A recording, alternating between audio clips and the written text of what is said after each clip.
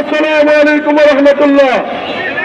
আমরা এখানে কোথাও ফুলঝুরি শুনতে আসিনি, আমরা এখানে এসেছি আমাদের দাবি আদায়ের জন্য। আমরা এখানে ঘন্টার পর ঘন্টা বসে থাকতে আসিনি, আমরা এখানে আগামী 2 ঘন্টার মধ্যে সরকার বাহাদুরকে আলটিমেটাম দিতে চাই। যদি আমাদের দাবি মানি নেওয়া হয় তাহলে 30% ব্যয়ভার দাবিতে, 1500 টাকা ভাতার দাবিতে আমরা মন্ত্রণালয় ঘেরাও করতে প্রস্তুত আছি।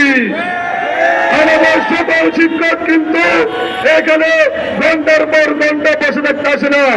আবু সাইদ শিখিয়ে দিয়ে গেছে কিভাবে দাবি আদায় করতে হয়, বুক পেতে গুলি নিতে হয়, কিভাবে সংগ্রাম করে বেঁচে থাকতে হয়।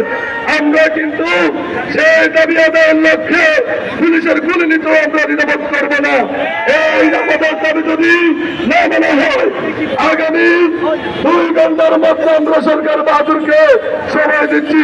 20% ব্যয়ভার এবং 1500 টাকা মেডিকেল ভাতা আদায়ের লক্ষ্যে আগামী 2টার পরে আমরা সচিবালয় ঘেরাও করবো।